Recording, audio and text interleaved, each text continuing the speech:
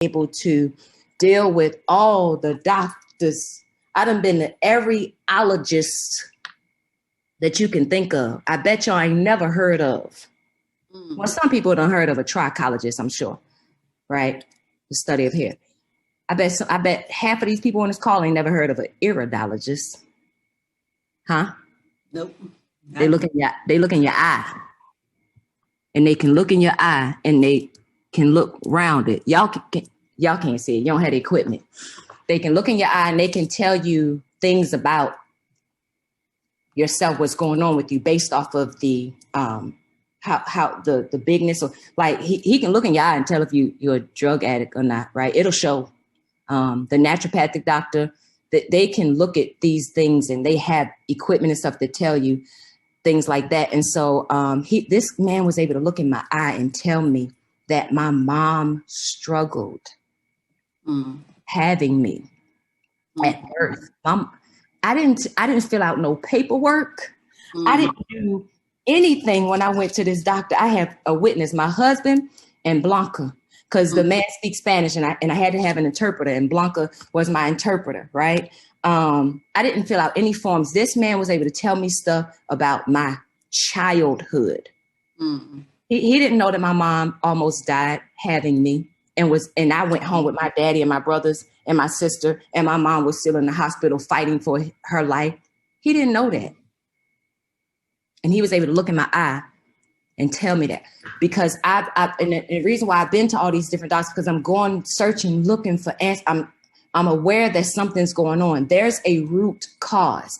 My hair is gone because there is a root cause. Something is going on, right? And so I'm gonna have a lot of skeptics. Well, you went vegan. What, you're eating healthy? Yeah.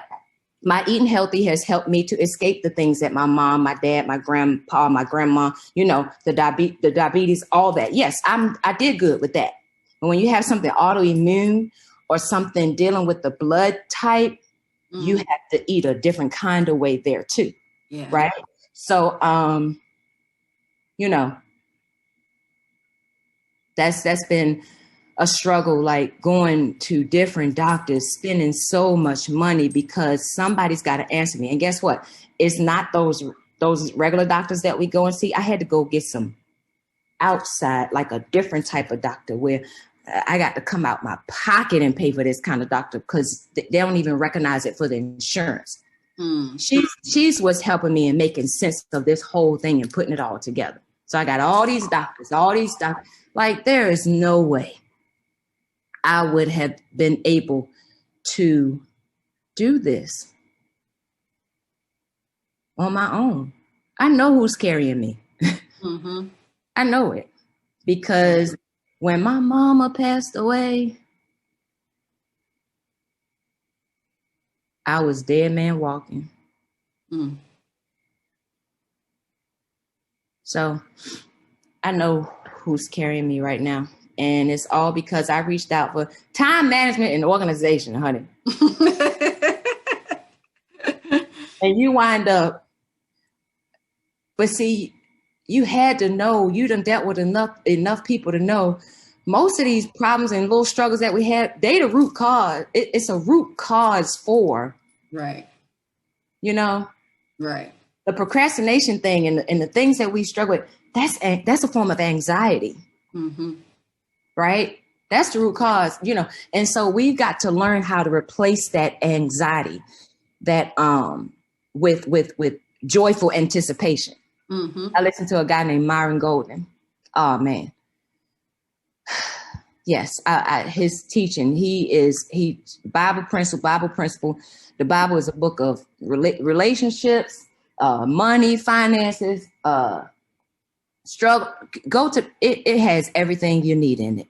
It's nothing wrong with the external readings and the other things we do, but you can find it's a lot of stuff in here for everyday life, but we don't trust it because we so busy looking at our circumstances and what's going on around us. And we got the wrong frame around that picture, right? Because belief, there's faith is a belief, and so is doubt. So if you got your picture framed with doubt, then all your all them circumstances in the inside of that picture, they're going to be made manifest. And it's going to come out. But if you got faith around that frame, right? Frame, I'm not saying those circumstances go away. You just have a better enlightening. You have a better perspective. You ain't looking at God through a foggy lens. Hello. Yeah, and listening to you talk now from when I first met you, it's a total 360. I don't see no 180. It's a full circle. You got back to the original you. Did you tell you ain't tell people okay. Yeah, because what I said to you on that phone, I said, listen, I'm gonna let you in on something. Yeah, because these people, the director of 5 whole choir groups was not praying. Sure wasn't. Well, what you gonna do about it? Huh? You can't do nothing to me. That's between me and God. Right? So, but it wasn't like my thing was, I wasn't angry with him no more. Look at that. Me angry with God. The nerve. I wasn't angry with him. I just called myself, this your world, God. This your world. I called myself surrendering, and it was just a different perspective and the outlook. But that outlook was coming from a place of low depression. It wasn't good. When you have those kind of thoughts, they are not of God. You have to confront yourself and realize that they are not of God. And so if it's not of God, then it's of evil. Hello. It's one or the other, hot or cold. We're not running bath water here. We're not doing lukewarm. Hot or cold. It's hot or cold. Yeah.